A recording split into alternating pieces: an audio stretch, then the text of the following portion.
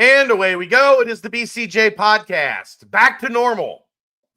Right here on BearcatJournal.com. This show, as always, brought to you by our good friends at the Holy Grail.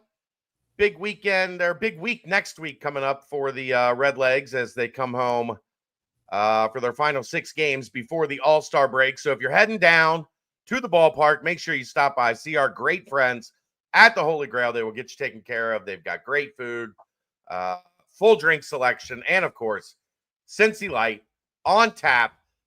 50 cents from every Cincy Light purchased will go back to the athletes from the University of Cincinnati. So go support those that support us, but more importantly, those that support the Bearcat athletics programs. And nobody does that better than the Holy Grail. All right, let's get this show on the road. We got a big show today, multiple guests. David, when's the last time we had multiple guests? On this show, usually never.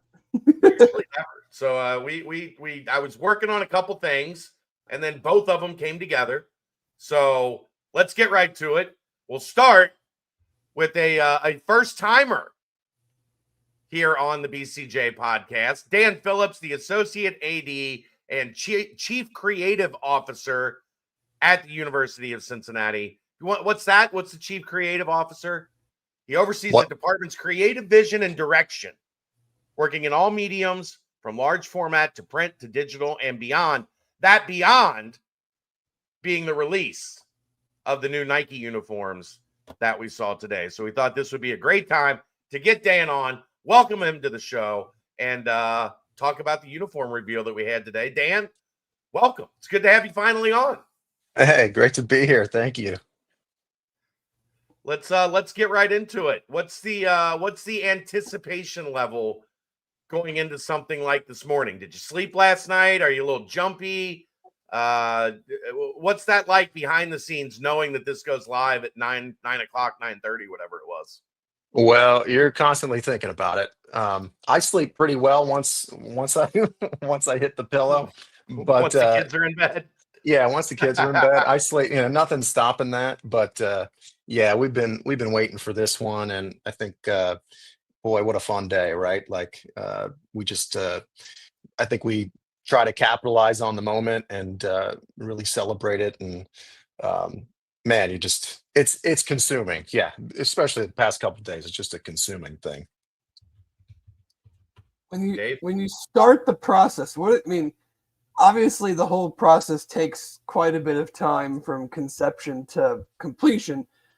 But like when you guys are initially starting the process, what are kind of the main things you're talking about, whether it's just internal, whether it's once you bring in Nike folks, as far as just, are you just doing like a big whiteboard and throwing up ideas of what we want to change, what we want to keep? How does the like beginning of it go as far as like getting to the end point? Well, I'll say for myself, the beginning's kind of vague. I mean, I don't think having new uniforms this year was really on my radar. I mean, we only wore those, the previous ones for a couple of years, so it was a little bit of a surprise. But hey, once the decision comes, and I'm not sure exactly who makes the decision. Yeah, you start attacking it, and you reach out to the folks who can help you. And I mean, yes, the beginning is a very experimental. Hey, you really do. You throw everything at the board. You don't leave a stone unturned. Everything is considered, and we have a tremendously rich history to draw upon too with all of this. So, hey, you want to. It just starts this wealth of discussion for sure. So, at the beginning, like anything's possible, right? Like nothing. There's no wrong move at the beginning when you start. Think about what the ideas could be for this. Is this something that, I think everybody knows the timeline of had to go with BSM for those 2 years as the old deal was out, the new deal was coming in. As soon as that deal gets signed with Nike, is this something that is kind of front of mind that, hey, when we do jump on board, we want to do something new, we want to kind of refresh things? I have to imagine that was part of it. I think, yeah, I think, to really kind of launch with that new agreement, to coincide with it makes a lot of sense. So, um, yeah, I think, I think it was, multifaceted, right? Like I think we did the best we could with what we had the past couple of years. We were limited to the template that we had. Um, yeah, it was just time to make a move and go forward.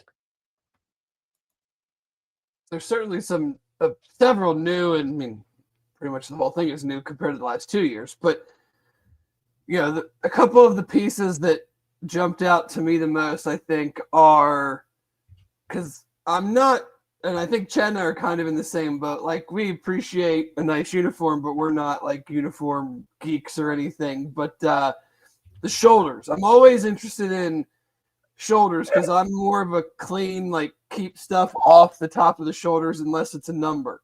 Hmm. And that is a deviation from previous years. I think the shoulder, the way it's aligned, looks real nice, and then adding the numbers on. Was that something that you guys talked about doing from the start? Because it's not something that's done universally, whether it's college or professional, and it obviously hasn't been done at UC for quite some time. What was the kind of the impetus to bring that back to the uniform?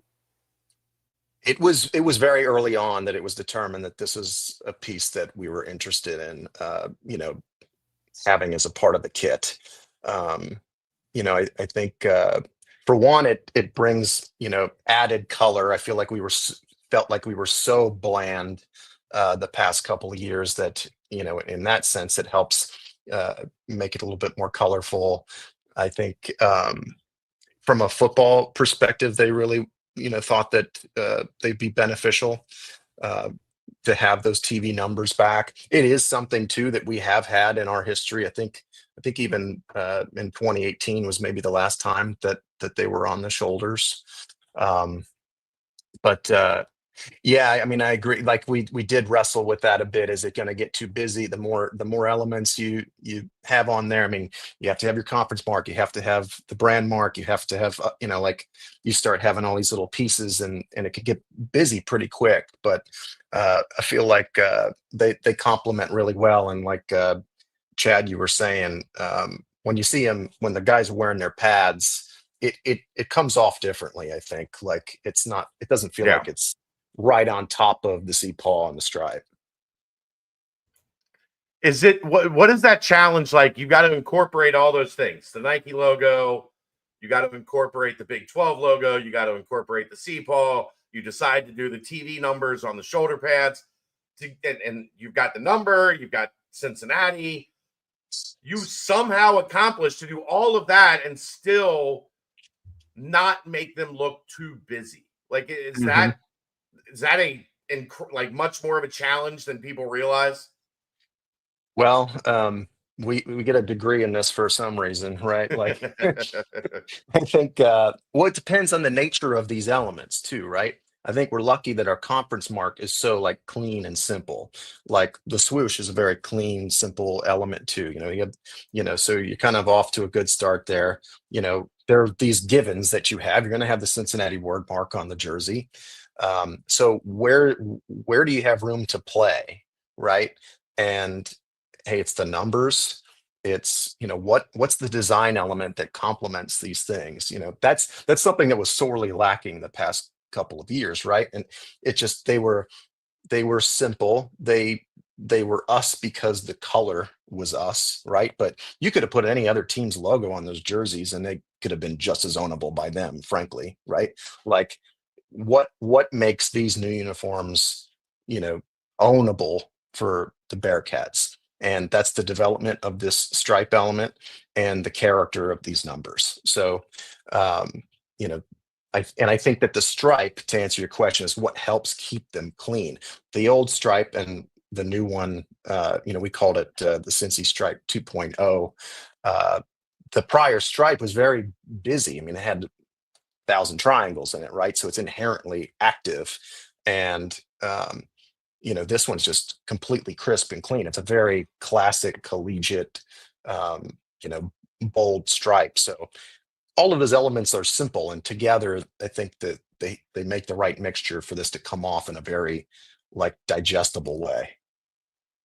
You mentioned making them ownable in relation to the numbers, and that is an interesting point because I think the numbers to me are the most interesting part because it is such a deviation from past usage, and I really like them. I like the font style itself. I love that when numbers are outlined, I think they pop much more than just having a white or a black number on a jersey.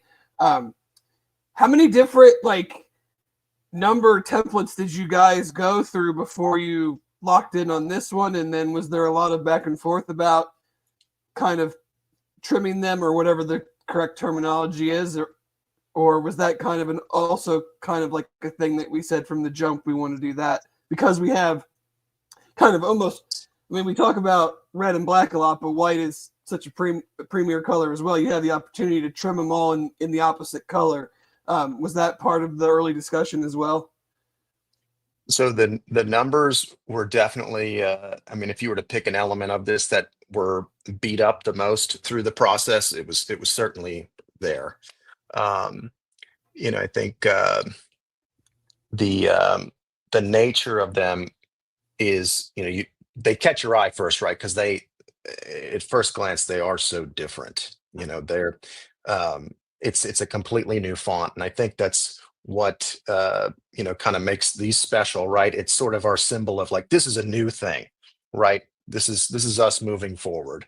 But yeah, and the goal was to make them just emboldened for sure, like fuller, bolder, you know, super legible, but ownable to only us, right? So if you saw on the release today, we called out some of those characteristics where it pulls, you know, little details from the word mark or, um, you know, like the serif of the word mark and like the notch and the claws. So there's sort of all this built-in Bearcats character into that, you know, final number set. But we looked at, you know, with our Nike contact, Jason Williams is his name, you know, developed a lot of different number sets for us to study. And you know, we, you know, through the process, like, they should be a little fuller, they should, you know, maybe not behave in this manner, like that. You get really detailed on, you know, what parts of it should sort of flare off or cut in. I think we wound up in a really great place with the numbers. But yeah, they certainly had, I think, the most development and discussion. Was that trim an homage back to the old Nike uniforms from the 90s? Like the colored stroke, you like the On two the colors. outside, no, the outside, like the red on the outside trim around the numbers. You might call, I don't know how I to. would say that they're, you know, sort of, they point back to the classic, you know, like the last time we had these two-tone numbers, I think was '07, if I think I'm right. But you know, that's been part of our character a lot in our history, and that felt like a great thing to bring back. And again, it was to help make it more colorful, I think. But yeah, those Nike uniforms did have that kind of that two-tone look, and some of them were really thick and uh, very much accented, like drop shadowed and all kinds of things. Like Yeah. it was enormous. Um, but you know, I love that it's just sort of, you know, controlled, and there's just enough thickness that you can see it, and it makes that difference. Like I just think that color helps make this thing jump a little bit. And yeah, and if you look at the number sets from the past too, like, and we studied this every which way, like, you know, the white uniforms have a black number and a red stroke. You know, we've studied it the opposite way. You've seen the basketball uniforms, right? Like they're flipped from that. And so we definitely, you get it all on the board and study it. And ultimately we went with, you know, being very consistent throughout the whole uniform set. When you the white, not that the black aren't great and the red aren't great, but from what I've seen in terms of fan reaction, everybody looks at the white and says, "Man, those look incredible." Is It's there a awesome. point in this process where you think you get something right and you're like, "Ooh, that looks good. That looks Yeah, good." I I love that you love the white, and I've seen a lot of positive feedback for the red ones, and Yeah. I'm sure we'll talk about that a little bit. But I mean, if you get the black jersey right, if that black jersey feels like the way it should feel nippered at night, like you're off, you've got your basis for things.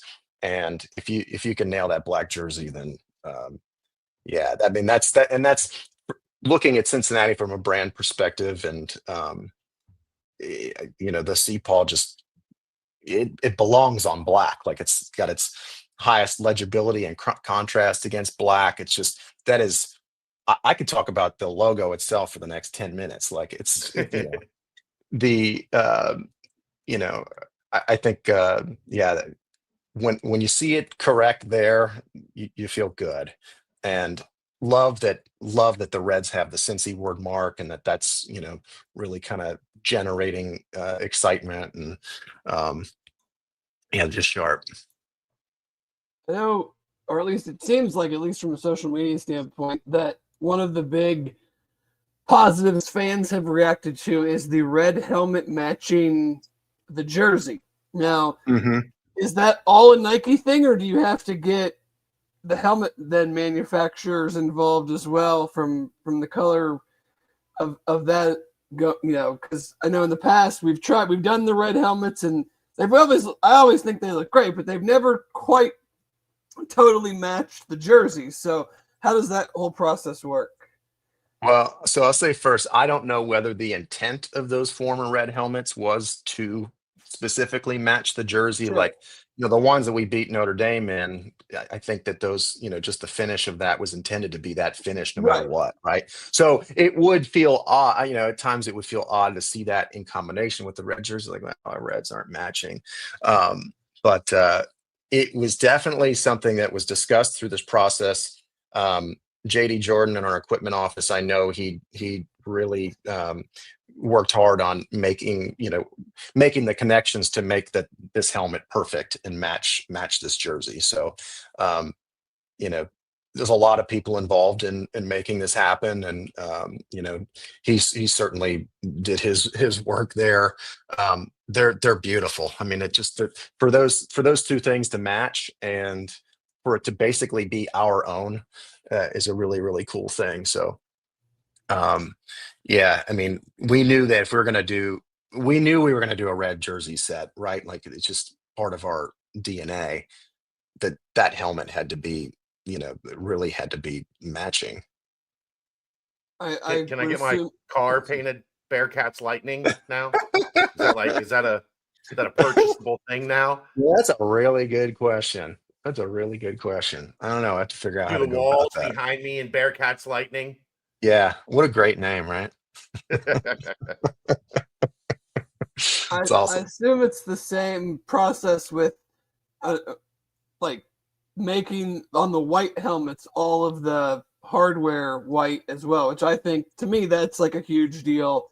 I think Yeah, that's what makes the helmet kind of flow into the jersey. There's like no break in the color to draw your eye away with like black buckles, or the on the front where kind of the front nameplate is. Sometimes it can yeah, be clear or black. Was that kind of the same thing along the lines of with the red helmets? yeah. I think so. The idea was clean this thing up across the board. Like, we have an opportunity to really, uh, these. It's just, and in some ways, it's just fine detailing that really makes a difference. Excellence is in the details of this uniform kit, I think, and um, yeah, for that white helmet to really, I mean, you described it perfectly. I think, like, it just looks like it was meant to be, if that makes sense. Like, if you're going to have a white helmet, you're not just painting the shell of it. It's every component of it. So we're truly pure white with that uniform kit. I guess a lot of people are wondering, how much does this design impact any future basketball designs? Like, are we going to see Oh, the font change on basketball numbers? Or are these kind of completely separate entities, because basketball's Jordan, football's Nike, however that works? I would say it's completely separate with basketball being Jordan, like the way that hey, look, like everything is meant to feel uh, Cincinnati Bearcats and unmistakably us. But yeah, with that being a Jordan piece and the history there behind the way that their uniform set looks, and uh, but it is an interesting question. We developed completely new uniform, numbers for this uniform set. Does it extend into other sports? I mean, we haven't gotten to that point yet. I think potentially it's certainly got the character. As much as I champion the look and feel of things through the years. The former numbers, while they are the character of our word mark, etc. I think that this is an improvement over that for sure. Um, I think they're much more legible, and it's not that there isn't a place for that typeface anymore, but it is an interesting question. Do you think that staying on numbers in the way that you just described that? One thing that I thought about was, do you know if the numbers on the football field will now replicate the numbers on the jerseys? We got That's lots funny. of questions, Dan. I was gonna text JD that, like, you think we should update the field, because that's essentially what those are the old numbers Right. now. I mean, I don't think it's imperative that we do. I mean, the field is kind of another Right. project in and of itself, of course, but those numbers still embody the character of the Bearcats, right? It's not that this one single number font is now gonna just take over. But yeah, I think there's plenty of fonts and language in the kit that still plays very well. Um, so hey, it'd be fun to look at. How much goes into getting and I know it's probably more Zach Stipe, but getting a Jason Kelsey and Travis Kelsey involved in something like this? And even though you might not have been directly involved in that part, as the design guy, you got to be pretty happy when you hear, hey, Oh we yeah, sent it to them and they're going to put it on the most popular sports podcast on the planet. yeah, it's awesome. Clay Bollinger, who's head of football social, I think he was way ahead on that idea and knew when their show was coming, and worked with Zach to kind of coordinate this thing. And I think, yeah, it's pretty exciting. Like, you want the eyeballs. You really, it's just an exciting thing, and to have Travis and Jason in that position. And to see it on, it's just awesome. It's just, what a cool way to launch, and a unique way to launch. Are any players involved in any of the process, or is it, since they're not, they could be seniors and this could be their last year? Do you guys ask players? Do you got have of input on what they like, what they see around in other uniforms that catches their eye, or is that not really a part of it? I mean, I'm inclined to say it's not really a part of it, but I don't know if, Brad Wiki didn't share it with some players, or, that, some guys didn't get a sneak peek, or something like that to weigh in. I think we always want to try to involve, the athletes, the student athletes, whenever, it makes sense to, of course. But as far as I know, I don't think that there was involvement in this. How about the coaches? Do they get a say? Well, I think certainly Coach Sat was privy to what was going on, and um, Brad Whitkey took a big role in being a part of this process. Um, yeah, I think probably is held pretty tight, I think. Um, but I would say, yeah, that there was some involvement there. Fans are obviously going to want to know, like, when can we start buying jerseys and other merch that is associated with the new uniforms? Is that in the works? Is that, I'm assuming there's going to be opportunity, but maybe not in the near future. I can't say. I believe. I think we're in good shape. I think we're in good shape. That's what I'll say. I think we're in good shape. I Probably got an email earlier that I think says good stuff. So probably closer to the start of the season, though, right? I would think so. Yeah, I would think so. How do you decide when? I know there was some conversation about do we unveil these when the IPF is unveiled? Hmm. Media days, those have that's kind of happened before. Picking a standalone day like today, how do you come to that decision on this is how we're going to do it? This is the plan. I think because at media days you're supposed to have it on display, and it's going to be shown there. It basically put us in this position like, hey, we need to, we got to make it happen for media days. And, the timing of when we actually had the physical uniforms and all of that played a role on why today was the day that, the public got to see them. When can we get, you know, uh, Sorsby and the players in them and, build our content to launch it. Like it's such a puzzle, but yeah, I think media days ultimately really drove why we did it now. What was I know I asked about like player input, but what was their reaction when they actually saw them and for the photo shoots and everything? I believe they were really excited. I think they loved them, and I know Joe Royer spent a good amount of time donning that uniform for the sake of the video and yeah, helping us create this. I mean, they were excited to be a part of it and were gracious with their time. So um, I think they're really excited.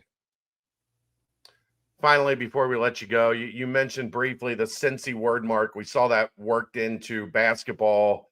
How important was that? Like, you feel like we hit on something. Let's keep that thing rolling. And is there any idea maybe going down the road we see that on a helmet? Maybe not in place of a C-Paul, but a special design or something along those lines. I can't speak for the helmets, but we felt it was an important piece of this kit. Basketball, both men's and women's basketball, their red jerseys have the Cincy word mark. We kind of see that as our, call it the City Connect, if you will. It's sort of the one that you want to make that touch special. Um, but yeah, as far as we certainly look at things like that. Putting it on a helmet, I would be curious to see how it really behaves on it. Is it the proportions of it, would it work? But yeah, I think the Cincy word mark being on this kit was certainly something we thought of back in the beginning. Dave, you got anything else? No, I'm all set, man. A lot of good stuff. All right. Dan, we greatly appreciate it. Congratulations on a successful day.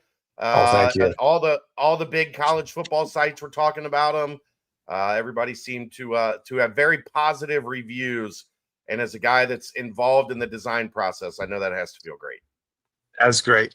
Big team effort.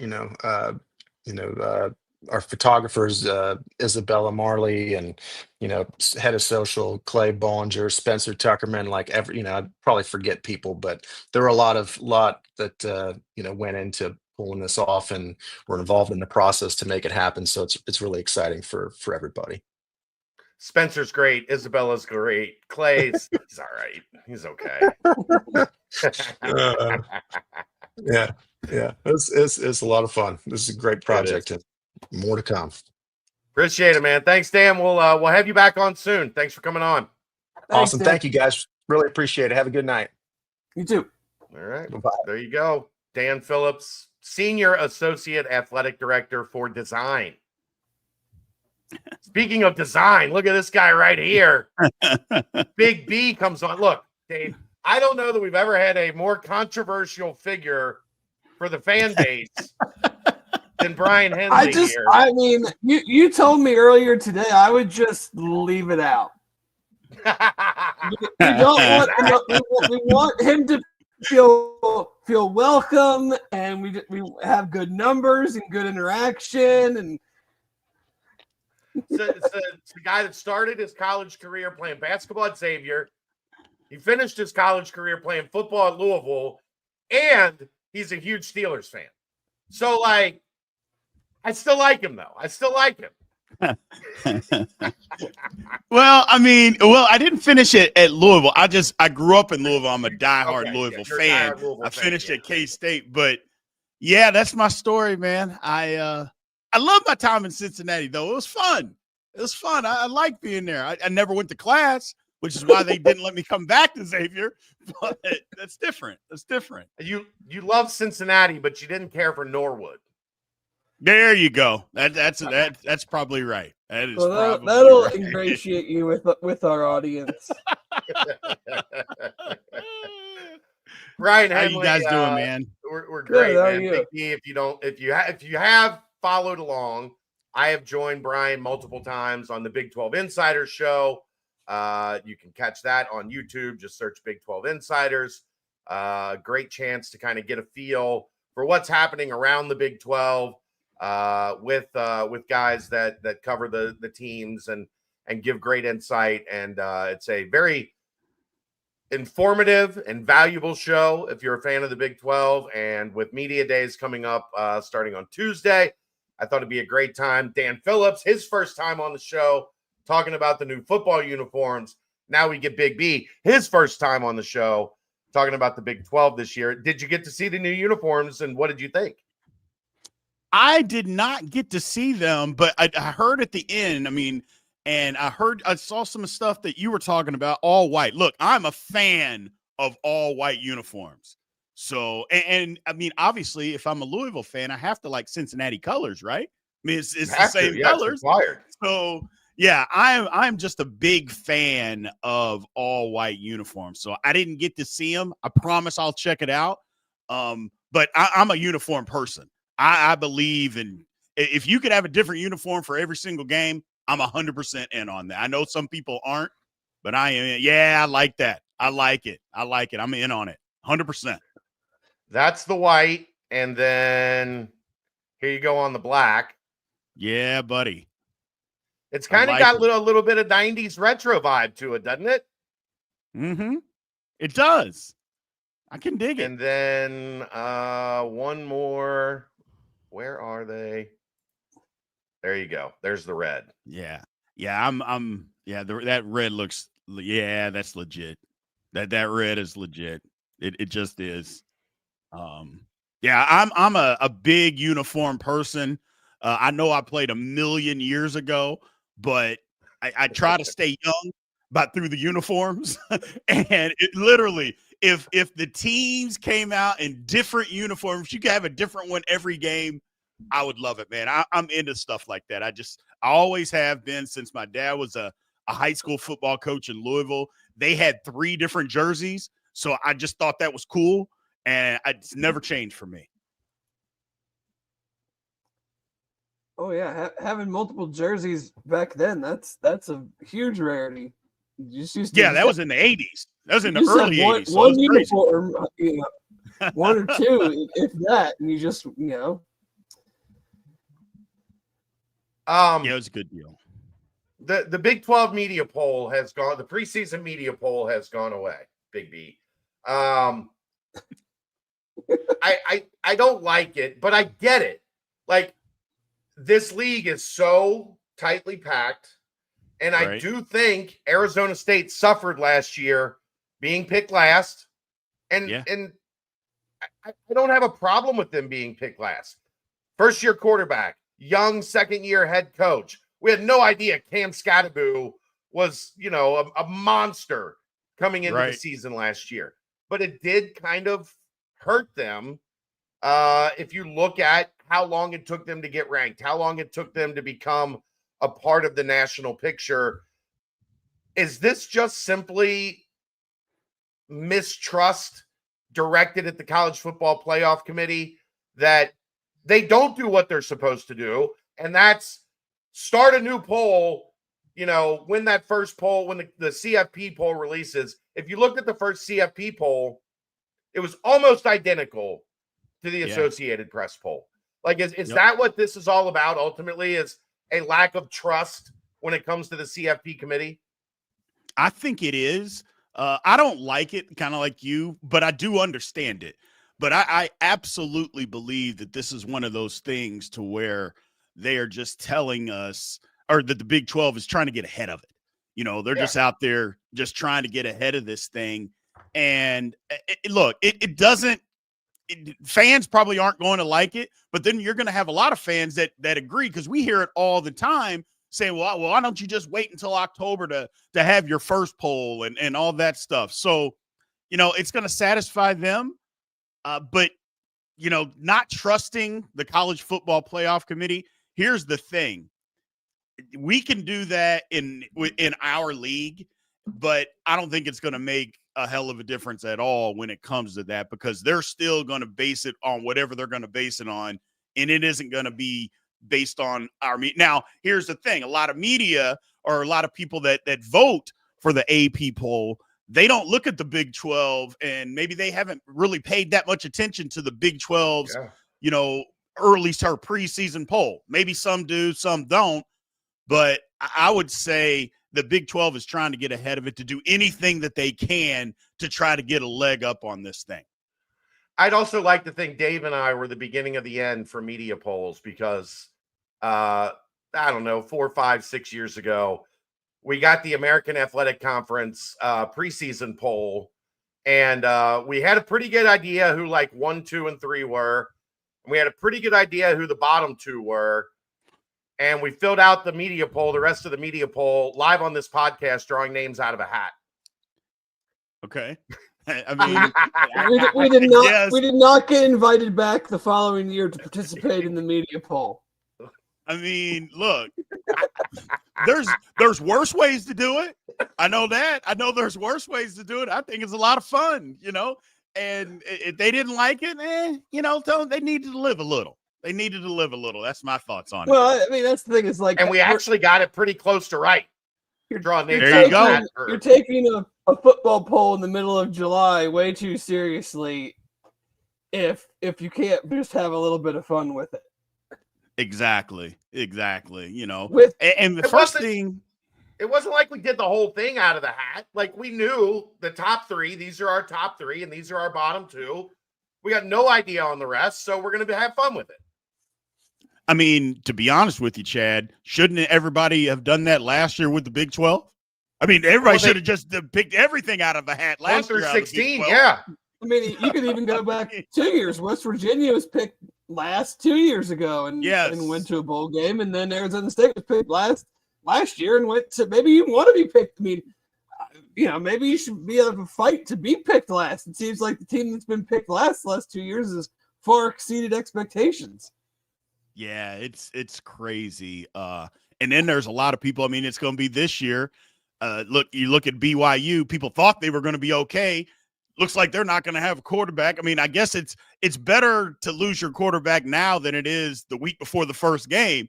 But it is what it is. It's just the conference is just crazy. It's just crazy. With as we said, media days next week. Is there any, whether it's a coach you want to hear from, a team, like what has got your attention at this point as we, for us at least, feels like creep towards, camp starting and everything? What are you looking to gain out of media days next week? Well, there's 2 coaches that I want to hear talk. Look, I've told Chad this before. I have a love-hate relationship with Cincinnati Bearcats. Okay, love-hate relationship. We can certainly understand that. Dave does too. Last year, I was hard on the Bearcats. I didn't think they were going to be worth anything. Picked them last. They didn't finish last. But I'm biased because I don't necessarily like Scott Satterfield per se. But he's a decent coach. Don't get me wrong. But I'm a Louisville fan, so it didn't end well. Is what it is. But I loved Bearcat basketball. So I want to hear what Scott Satterfield has to say, because I told this to Chad. He was on our show I think it was 2 weeks ago, and I talked to him, and I just said, look, is this make or break year? I go, because Cincinnati, I know people try to say that the cupboard was completely bare when he took over, and I just don't believe that. And Cincinnati is a better program than what they've put out there. And I want to hear what he has to say about what the expectations are. I'm sure he's not going to tell us everything, but I want to hear something. I want to hear from him on how Cincinnati is going to be better than how it ended last year, because it shouldn't have ended the way that it did. I understand injuries happen. I mean, that's just part of sports, but I just don't think that it should have ended that way. The other person that I want to talk to is Joey McGuire. You know, every year it's always Tech, especially 2 years ago. Tech was supposed to be in Arlington, and they literally fell flat on their face the first 2 games of the year. You know, and now they've paid all this money to basically buy a roster, which I don't begrudge people for buying rosters. That's the way the game's played now. So it is what it is. But you got to win. You know, you can't be paying all this money for a roster and win 7-8 games. That's not going to cut it. So I want to hear from those two on what's going to be better, why it's going to be better. Tech is like, that's mine too, because, and I'm the same way. Like, Chad and I have been for player agency for a long time. We understand the repercussions of that. I have no problem. I mean, you got billion-dollar oil boosters. Go buy yourself a team. But like you said, they signed Micah Hudson. That was supposedly going to be the big thing to push him over the edge. He never really played. He transferred. Then he transferred back. Then I don't even know what his status is now. So, but like from someone that, I mean, we obviously dedicate so much of our time to UC specifically, and I'm the one tasked to kind of get into the weeds of the other teams, and we'll start doing that probably here next week and following through. But like, you cover all of the programs, and so I'm kind of the same way you are. Is like, I just like, why is it all of a sudden gonna be different? You know, you can bring in all these guys, but because I mean, I'm sure from their fan base's standpoint, they're probably feeling the same way of like, if we don't get to Arlington, this is a massive disappointment. Absolutely. You know, and Tech fans, look, and I've said either you got to get over the hump this year, and if you can't do it this year, when are you going to? You know, and Tech fans took that as saying, well, you need to fire. I'm saying you need to fire Joey McGuire. I'm like, I didn't say that. I'm just saying, at what point do you put up or shut up? Like, at what point are you really that team? And that's the way I feel, is because at some point, okay, you build your program. You're supposed to be really good, and you fall on your face. Okay, now technically and on paper only means so much, but on paper, Tech has the most talented roster in the Big 12. And I don't think that's really up for a debate. Now, is it the best team? We'll find out. Is it the best coached? We'll find out. But there's a lot of moving parts, obviously, to a football season. Health is one of them, and you can't really control that. But having said that, everybody has to deal with health. Everybody has to stay healthy. You know, there's nothing that Tech has to overcome that other teams don't have to overcome. It's either you're good enough or you're not. And to me, there's just no excuses when you have the best roster and the deepest roster. That's what a lot of Tech fans have talked about here lately, is that, yeah, they've always had a decent, starters, but they weren't deep. So when the injuries happened, they couldn't recover. Well, now everybody I've talked to, yeah, they have a deep roster. Well, if you do, then we need to see it. That's all. But it's also a team without their best player from last year. Taj Brooks was absolutely incredible, and I think Bengals fans are going to love Taj Brooks. Like we were big Taj Brooks fans here at Bearcat Journal. Yeah, he's the real deal. He didn't do a lot of catching the ball out of the backfield at Tech because they didn't need him to do it, but he can do it. I'm sure that maybe Bengals fans are wondering about that, but yeah, he can do that. He wasn't asked to do that a whole lot at Tech. It was just run the football. But you're right. He was by far Tech's best player last year. I don't care what the quarterback did or how many yards he threw for. The best player was Taj Brooks, and they're going to have to replace him. So they said they were replacing him with multitude of people that they got transfers. Again, they bought players. Let's see if it works. Who are Arizona State. Oh, sorry, go ahead. Sorry. Arizona State is coming in as the defending champs. They've got their quarterback back. They've got a hot name in coaching now, who, fiery, made a name for himself on the national scene, getting out and yelling at midfield and being a lightning rod of a guy. What do you think of them as defending champs? Do they deserve consideration as a team that's a threat to repeat? I think they do. And one of the reasons, again, you have your quarterback back, and he was pretty good.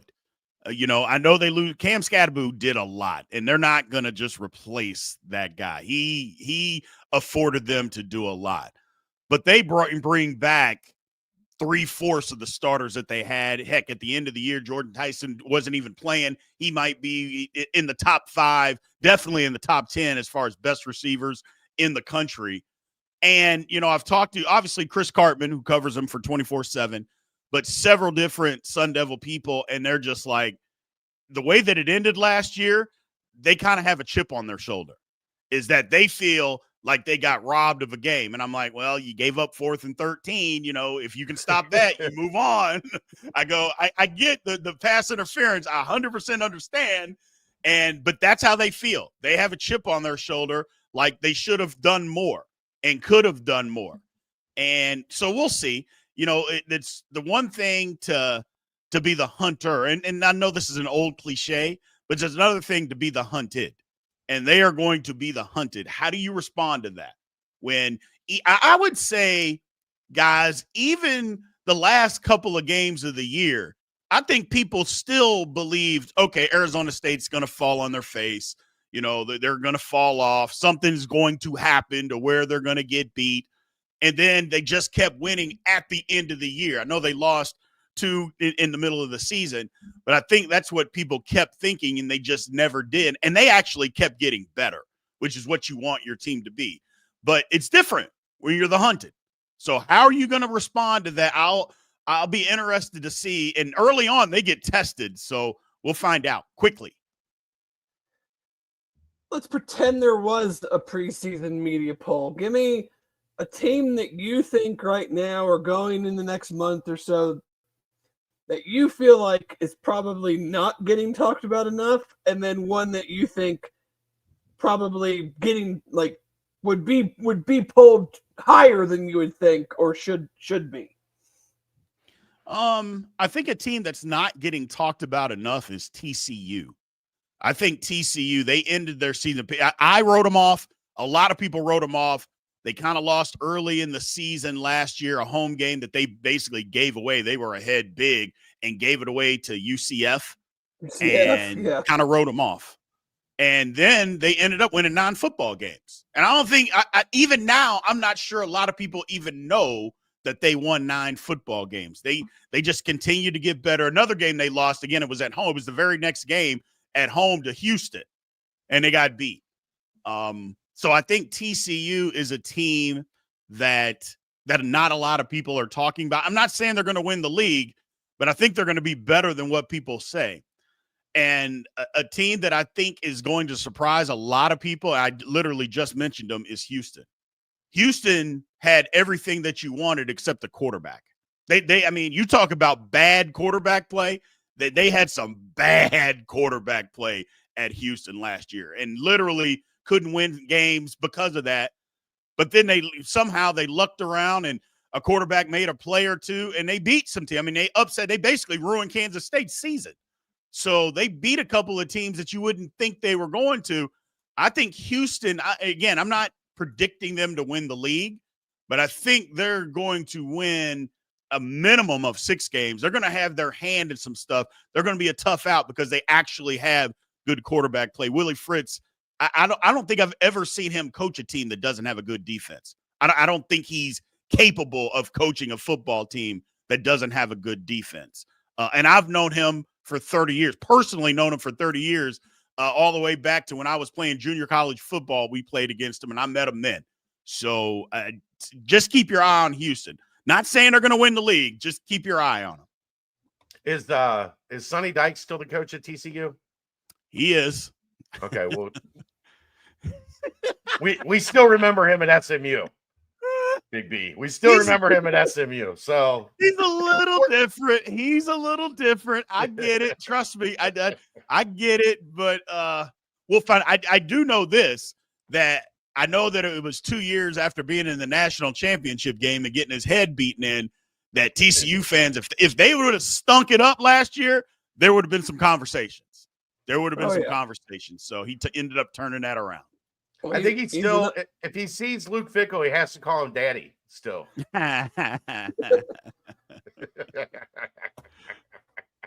love it. I love it. Where are you on the Mike Gundy experience? Because it seems like every time, at least for the last the long as I've been really following college football, every year that they're projected to do good, they don't. And then whenever everyone writes them off, he kind of like comes back from the dead. I've heard some people nationally talking Oklahoma State like they think they could be real bad. I can't really weigh in on it. I don't know enough yet to say one way or another, but kind of, you follow the conference, you know that that's the case with a lot of the Oklahoma State teams. Where do you think they're going to fall in this year? And he's been there, I think, 18, 19 years. That's an insanely long time in college sports anymore. I mean, usually by then you've been fired or you've taken another job. I mean, I'm a Tennessee grad. I know he tried to get the Tennessee job several times. Right. Where do you think they're going to fall this year? Do you think they're going to be bad, or do you think he's going to have another one of those bounce back years when everybody thinks they're going to stink? Here's the thing, guys. First of all, you're right on all of that. When you think they're going to be good, they're bad. And when you think they're going to be bad, they're good. Oklahoma State's roster, he didn't buy into the transfer portal. That was part of his thing. He wasn't in on any of that. They made him change. They made him fire his entire staff, which usually if you fire your entire staff, the head coach goes too.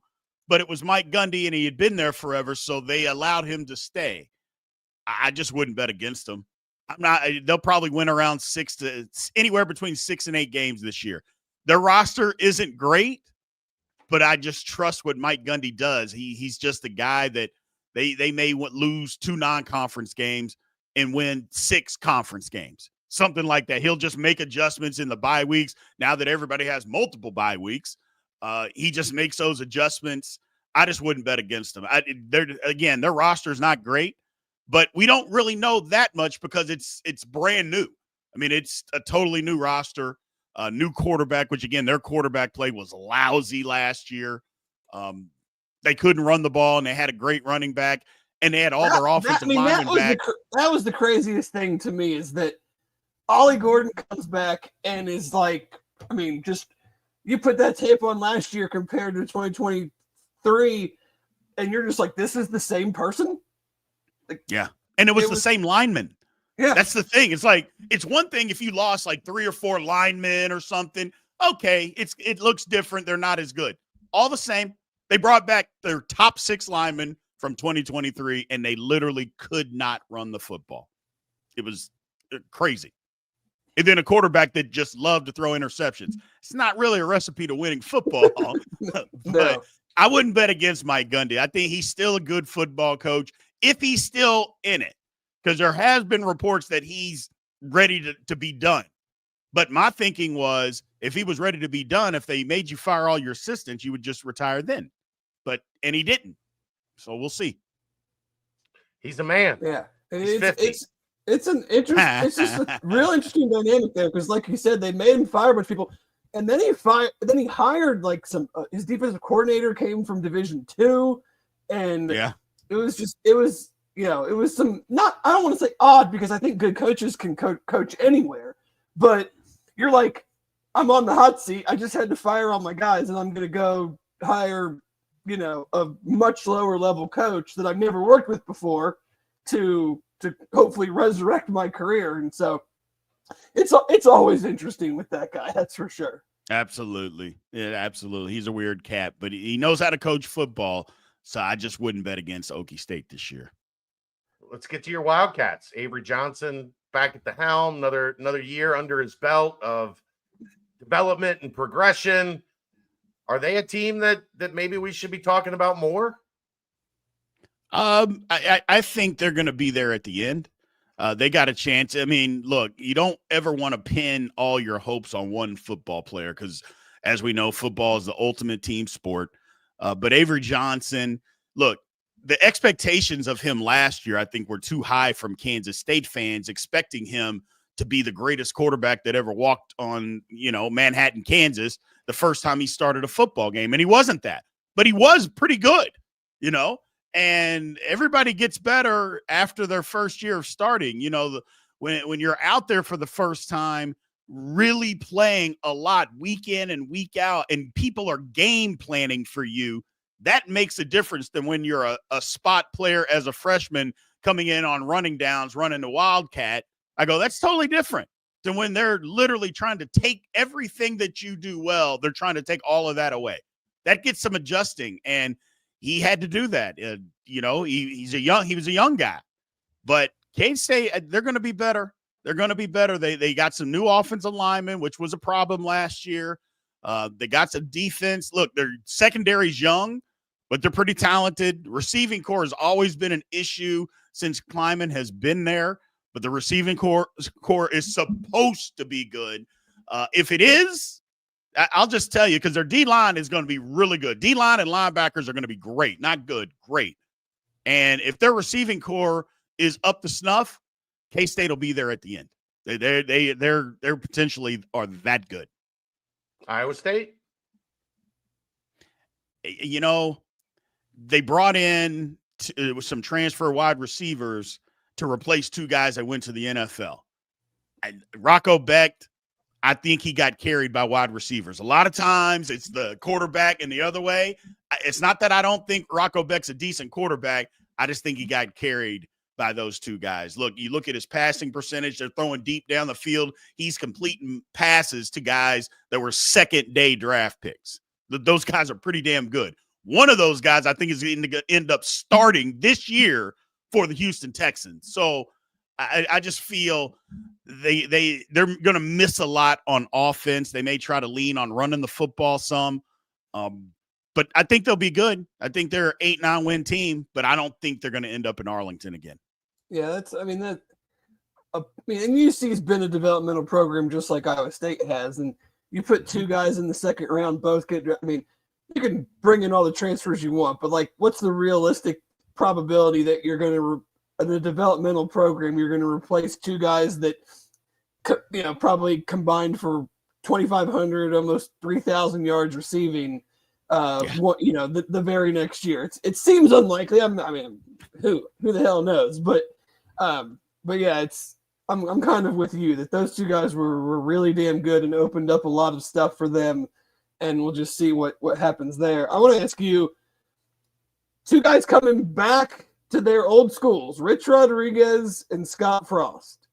I'm not, and I'm trying to. I do like West Virginia. My brother went there, so I've got no bias against that. I do not like UCF. We do not like UCF. Central Florida University, Howard Johnson U, whatever you want to call them. I don't think it's going to work in either spot, but I don't know. What are your thoughts there? I got a pop quiz real quick. Pop quiz. Yep. How many winning seasons does Scott Frost have as a head coach? It did 3? No. Not even 3. I know the answer. Oh, wow. 1. The undefeated season is the only winning season that man has ever had as a head coach. It was a national championship season. Right. Mm-hmm. Yeah. Well, it's on their stadium. It must have happened. Here's the thing. Now, UC fans are probably going to be mad at me. I think it'll take a little bit of time with Scott Frost, but I think it's going to work there. And here's the reason why is because, first off, he didn't want to leave. His alma mater called him. Clearly it was more money, but I think he enjoyed, more importantly, I think his family was enjoying Orlando, but you know how that is. Your alma mater calls, they're struggling, they need you, you go back, and it didn't work. I think he believed that he could get those kids that he built those high school relationships with those high school coaches to get those kids to come to Nebraska It's not like it used to be when he was in college. Those kids aren't going to Nebraska anymore. You know, you used to be able to get those guys to go, and you can't do that anymore. So that's that. I think it'll take a little time for him to build that back up, but I think he'll be able to make it work there. Give it 2 or 3 years because those relationships are still there. He'll still be able to get some of those kids, and I think they'll be all right. I think West Virginia, I think it was a desperation hire. I've said it from day one. And it's not that Rich Rod can't coach football. It's not that. But you're only going to get half the support from the people from West Virginia based on the way he left. Half that fan base hated his guts. And they're still going to hate his guts, especially because they're going to stink this year, by the way. And if they do, which they probably will, they're going to the pitchforks will already be out for half the fan base. That's tough. That's tough. I just thought it was and I've seen it work other places before. I know y'all don't want to hear it, but at Louisville, it actually worked. Bobby Petrino was the coach. He left.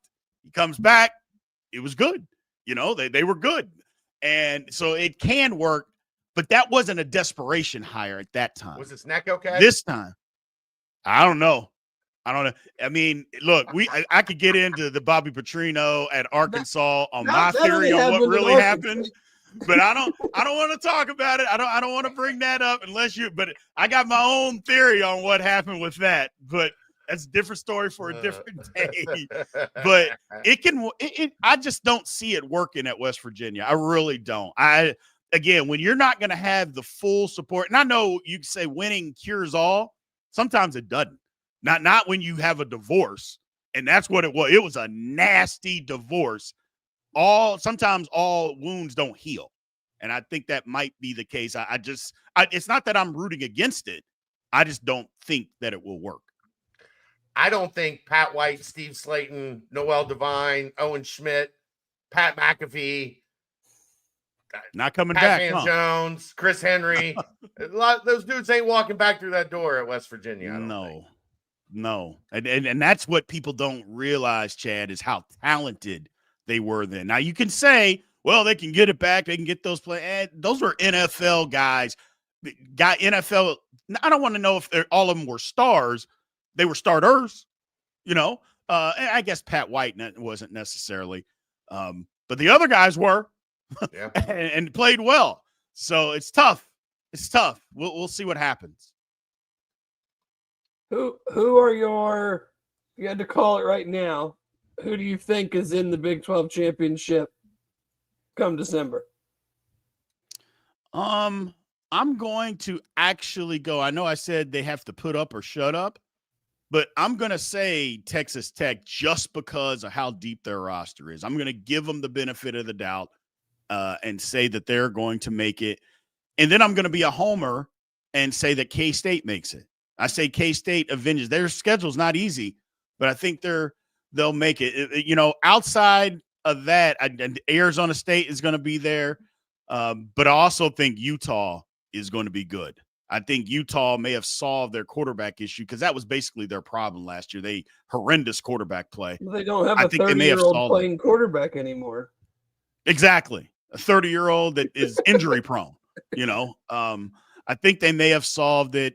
The quarterback came from New Mexico where he did a ton of stuff, but he's got to keep his turnovers down. If he does, I don't think there's a lot of Big 12 fans that saw him play last year. I actually did catch one of New Mexico's games just randomly because I watch a bunch of college football.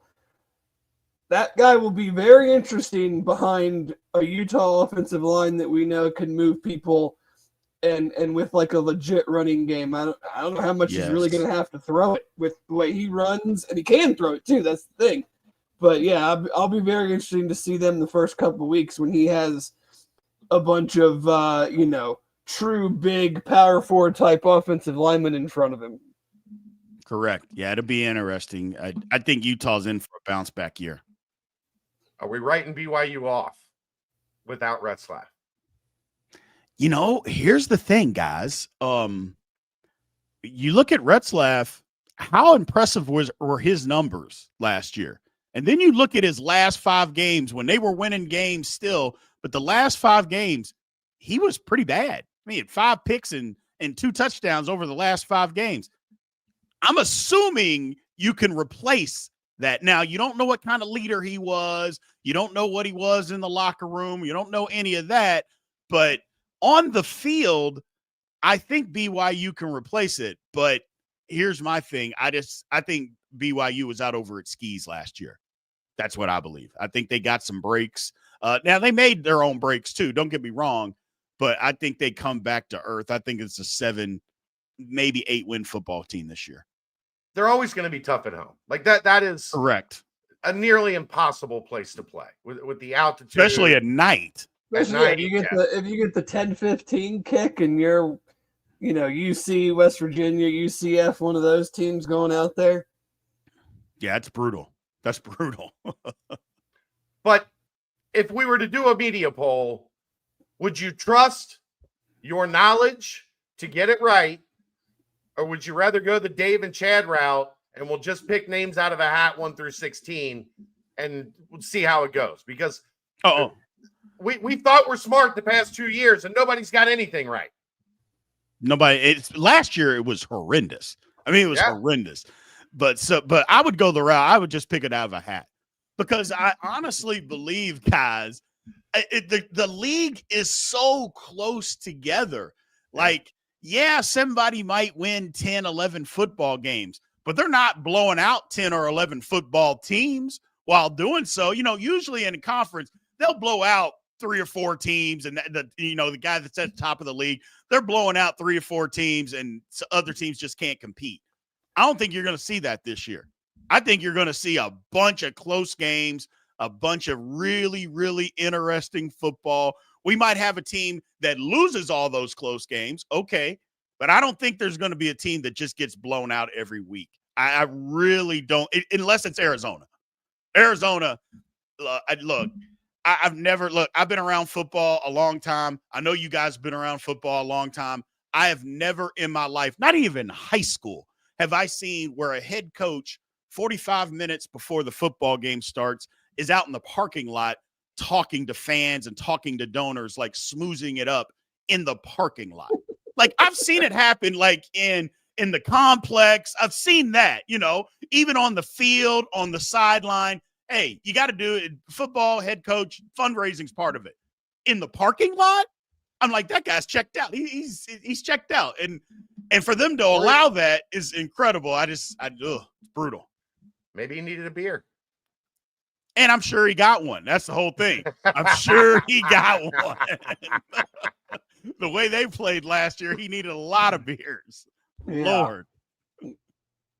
I do want to ask you, since you do cover the whole league, there is a lot of talk about how there's not really that tent pole program. Like, yes, we talk about how exciting it is because who the hell knows each week who's going to win, and we make fun of the Big 12 media poll and all that. But I do feel like in order for the Big 12 to kind of elevate, and they probably will never or very likely never catch the SEC and the Big 10.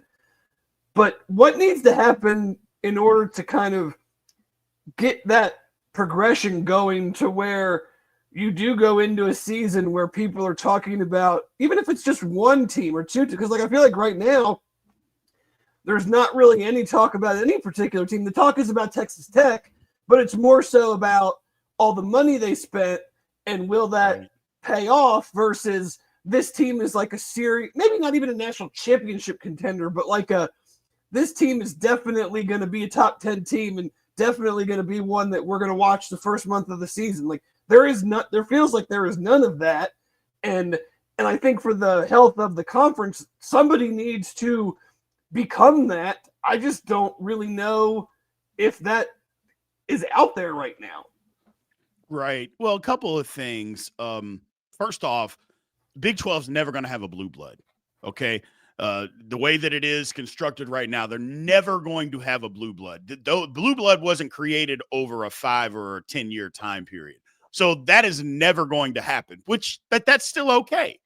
To be able to get more people in the conversation, think 2 years ago, TCU. Yes, they got their head beaten in, by Georgia in the national championship game. And they had a bunch of pros on that football team, a bunch of them. The next year, they were preseason top 10. But the people in the Big 12 kind of looked at it like, do you know who they lost on that football team? I'm like, the national media didn't know that. They didn't pay attention. All they paid attention to was they were in the national championship game. They're going to have a football team next year, so we're going to have to rank them in the top 10. What's going to help the Big 12 is they got to win in the playoff. They got to win. They got some games coming up here. Me and Chad talked about Cincinnati. Got to compete against Nebraska. Got to go win a football game. They got to be able to beat, these Big Ten and SEC teams when they get the opportunity in the non-conference. Bowl games don't mean anything. You can't count on that to mean anything. But if you win in the playoffs and you win in, the non-conference games, early season non-conference games, that's how you start to get the attention, is by that. If you can do those couple of things, then you've got an opportunity to start getting the name recognition and things that you're looking for, but you got to do it on a consistent basis. If you do that, great. But then lastly, I know, and I think you may have said this, that nobody talks about us. The conference is done by parity. That's our strength, is the parity in the league. But for years, the Big 12, while it still had parity, it had a lead dog. And Oklahoma was that lead dog. Now, again, I just said we're not going to have a blue blood, but the conference needs somebody to take the reins and be the team that everybody tries to get. Right. Somebody's got to do that. It can't every year. It can't be a different team every single year. It's got to have somebody that somebody is like, okay, it's X, team X, and everybody's trying to catch them. And years you do catch them, but they have to consistently be good. And that was kind of what got the Big 12 last year, is everybody thought Utah and Oklahoma State were going to be really good, and they were god-awful, and then everybody thought the league was awful when it actually wasn't. I agree. We appreciate it, brother. It's yeah. Give the people all the info on how they can find you if they're not already dialed into the Big 12 Insiders. Man, we are obviously we're on Twitter. I can't say X. It's Twitter for me. At Big 12 we don't Insiders. say that either here. Yeah. And then any on YouTube. We are Big 12 Insiders. You can check us out right during the summer. Right now, we're doing 3 shows, Tuesday, Wednesday, Thursday. But during football and basketball season, we do 5 days a week. We start putting stuff out. If anything happens on the weekend, I usually do, if there's a big game or something that happens, big play, I always put a little short out there. I try to have as much fun with the channel as possible. We're still growing.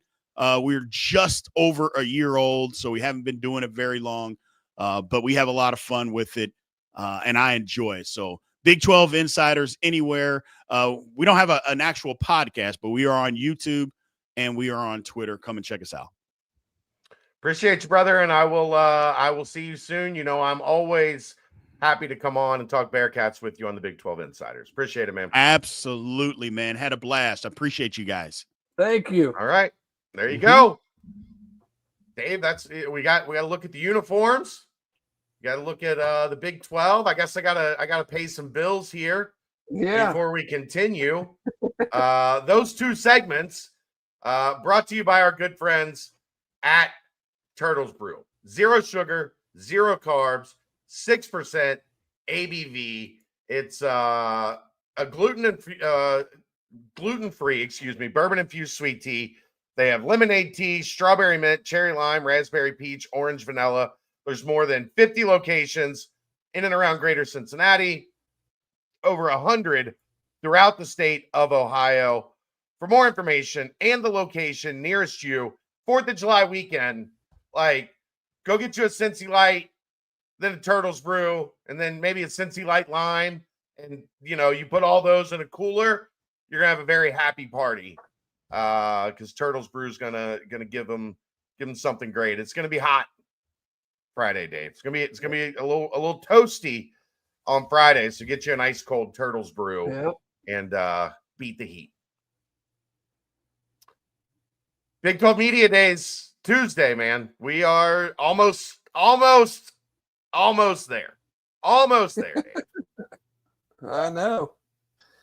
Feels It's, like this year has drug on. This summer has been no coaching changes, not many staff changes.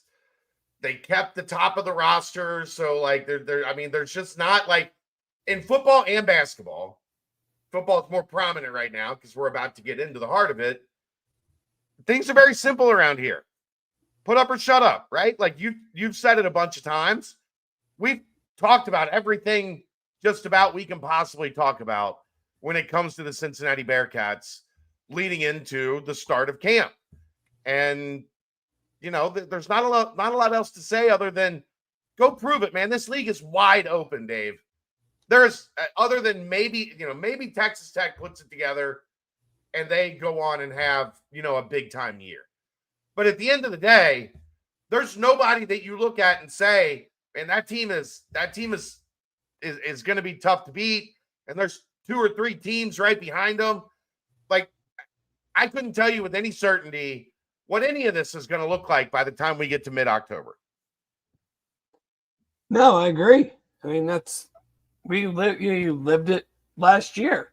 I mean, you're 5-2, you're feeling good, and then it just kind of just falls apart. So, I think this year will be obviously very critical, and I think getting off to a fast start is always imperative. But when you're in this kind of year, like I think it's even more important. And I'm not saying you have to win the Nebraska game, and that if you don't, that means you can't still have a successful season. But yeah, I don't know what Scott is going to say next week that's going to be anything for us to really talk too much about, because we get such great access and we hear from those guys fairly often, whether it's press conferences or spring football practice. And so, but yeah, you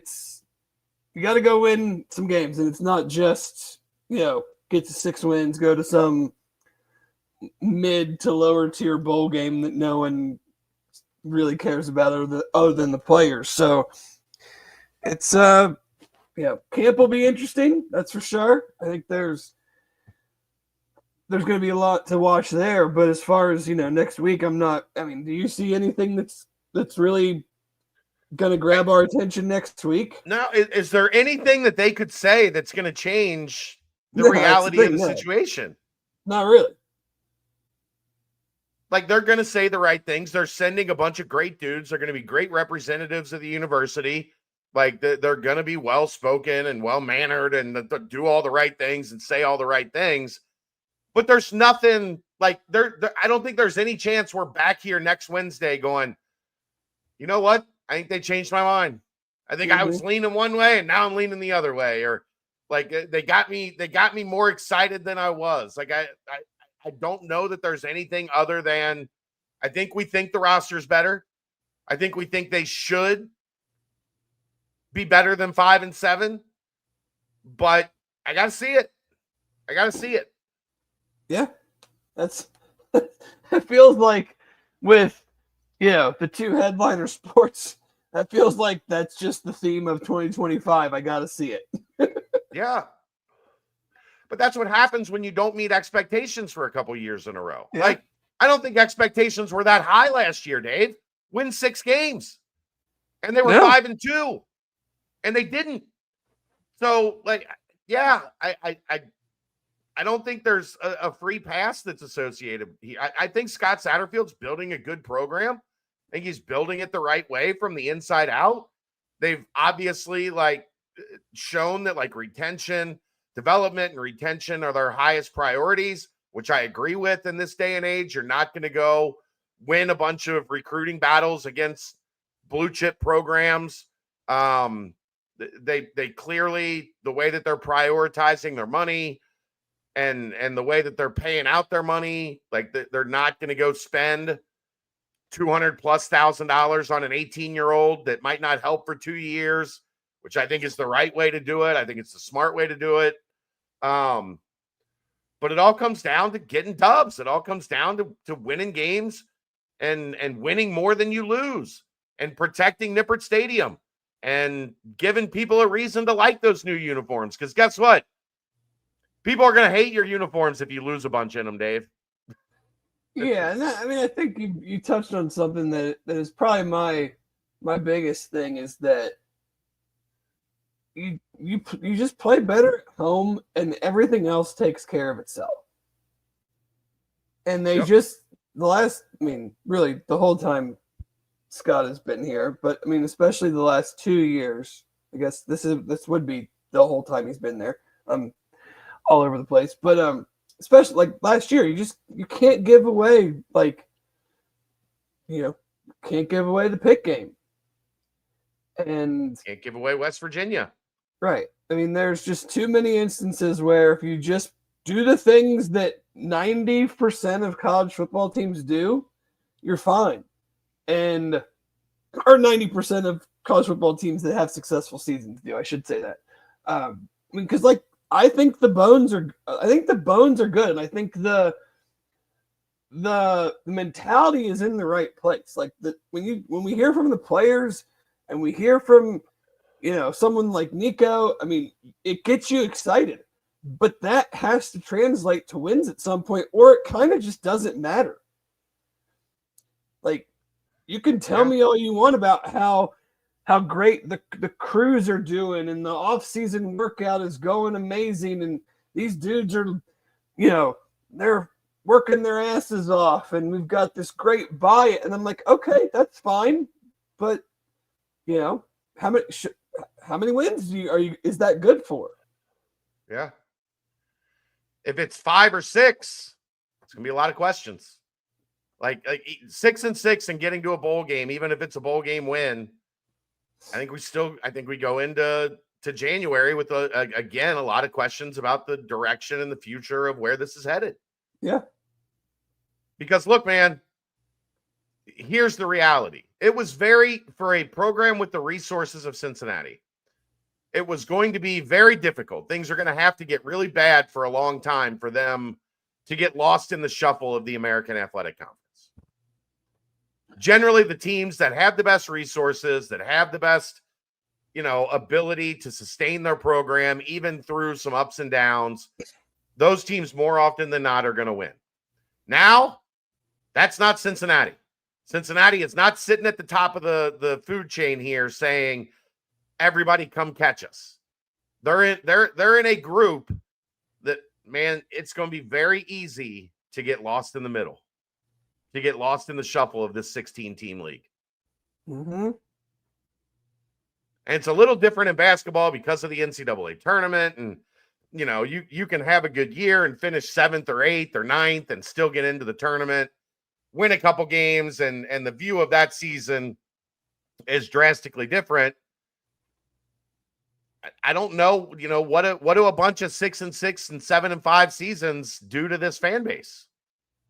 Because that's not something that, that we've experienced a lot here over the last 25 years. No. And right. I think with the way college football is and with the playoff will continue to make, in my opinion, just going to random bowl games mean less and less. Yeah. Regardless of whether they keep it at 12 teams, move it to 16 teams. If you're not in the playoff, to me, you may as well just end your season. I know the New Year's 6 games are fine and whatever, and they still do hold a little bit of prestige because you're probably playing another pretty solid team, but you're just going to those are part of the playoff now with 16. Yeah, that's true. If they go to 16 teams, there right. is no New Year's. You're just going to end up breeding indifference. You have to, because and part of that's like we talked about with Brien. I feel like that's part of the problem of parity in the Big 12 is, unless a team or 2 or 3 really step up, you win 6, you win 7 games. None of those wins are going to jump out as like, oh, what a huge win the Bearcats had. Right. You know, it's like even like in the SEC or the Big Ten, like you might go 6-6 or 7-5 or even 8-4, but you beat a Georgia, an Ohio State, a Michigan, an Oregon. Like you have that. At least you have that 1 week where you're like, man, I know we're not having the best year, but we got that major scalp, and that is at least gonna like lift me up for the rest of the year. I know we probably are gonna lose our next game because we're just not that good, but we showed up on that Saturday and we got that big win. Who is that big win coming against? Yeah. That if you get it in October, but then you lose 2 games in a row, no one remembers that you beat, like, for instance, the Bearcats beat Arizona State last year, and we know they did it without Sam Levitt, but that win didn't mean anything to the fans when they were when they had lost their 3rd game in a row after that. Yeah. And we're talking about, well, you better win this one because then you got to pin everything on beating TCU the last game of the season on a 4-game losing streak. I mean, where's the morale? Where's the, a half-empty stadium? It's cold. It ended up being cold and snowy and like, so yeah, I mean, where are those big wins coming in this conference to keep you energized for the rest of the year? It's the golf analogy, right, Dave? Like you go out there and you shoot 94, but you had that shot on 8, your approach shot on 8 that landed, 6 inches from the hole. Like what's that shot in the Big 12? Right. What is that shot? Because that's how golf works, right? If you're not a scratch golfer that's playing for par, like you go out there and you play, and when you get done, you get to the clubhouse and you go, man, I striped that one on 6, boy. Oh, yeah, you have to have moments that keep you excited, moments that bring you back. Yeah. It's an important year for football. It's for basketball too, but it's a super important year for football to show like we're finding our legs in this league and we're making progress. So that all kind of starts Tuesday, but I mean, it's a lot of talk until we get to September. Preacher says they will have a blue blood. I disagree. Who's the blue blood? They could, but I mean, that's going to take. I mean, the only team. Go ahead. Blue blood. I typed this into Google. So here's the AI definition. Blue blood refers to someone of an aristocratic or noble lineage, often associated with old, wealthy, and prominent families. There ain't no old, wealthy, and prominent families in this Big 12. No, and if you look back, I mean, they did win a title, I think in 1980. But I mean, just go look back at college football for the last 45 years. Yeah. There are outlier seasons, but there are roughly 10 to 20 teams that have won all the titles in the last 45 years. There's one program that I would not consider a blue blood that turned themselves into a blue blood, and it's Clemson. Yeah, that's it. In almost half a century, there's one. So, yeah. I mean, you have teams in the Big 12, and yes, they've been in the Big 12. I'm not going to argue that it's not harder than like the path that UC has taken over that similar amount of time, whether it was Conference USA, the Big East, the AAC, and now the Big 12. There are teams in the Big 12 that UC has more 10-win seasons in the last 20 years than they have in their entire existence. Yep. I mean, South Carolina has 3 10-plus win seasons in 100 years. UC did that in 3 straight years.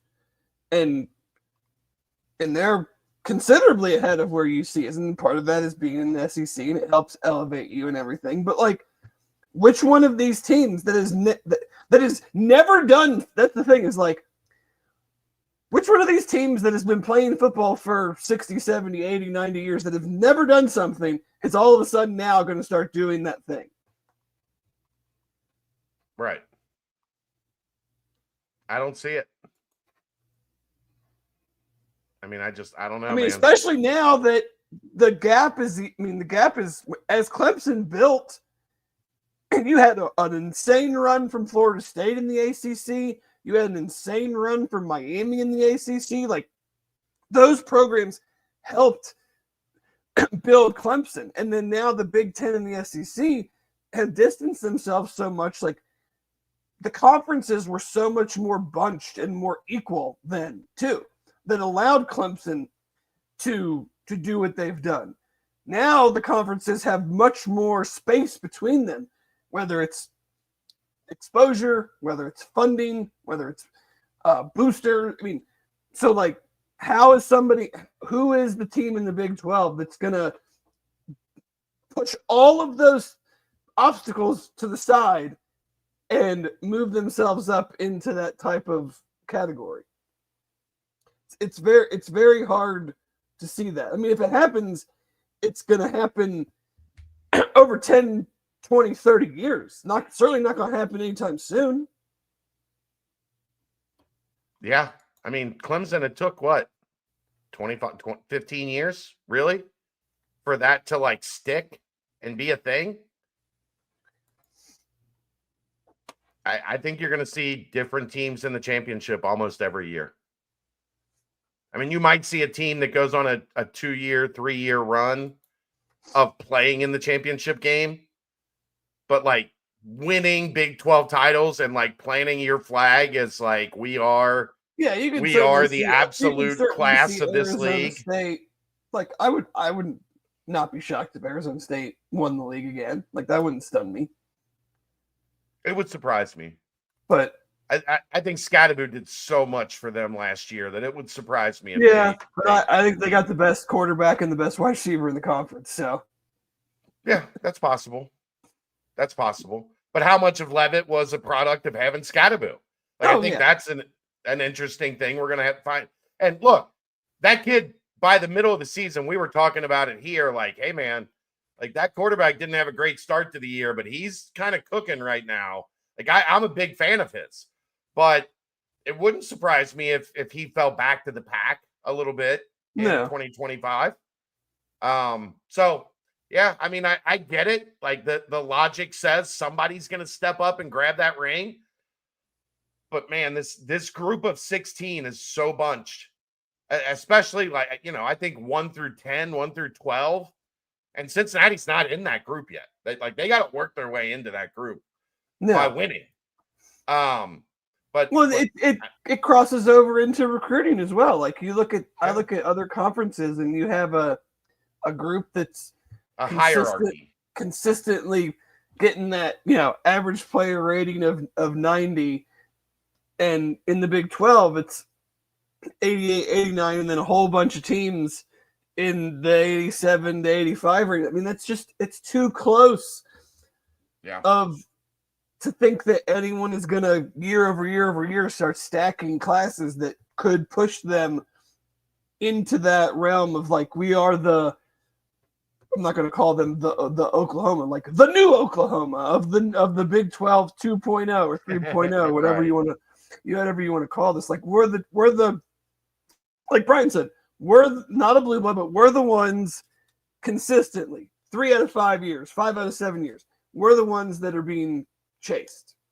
No matter who we lose from the year before, we're the ones that everyone's out to get. Yep. All right, man. You got anything else? No.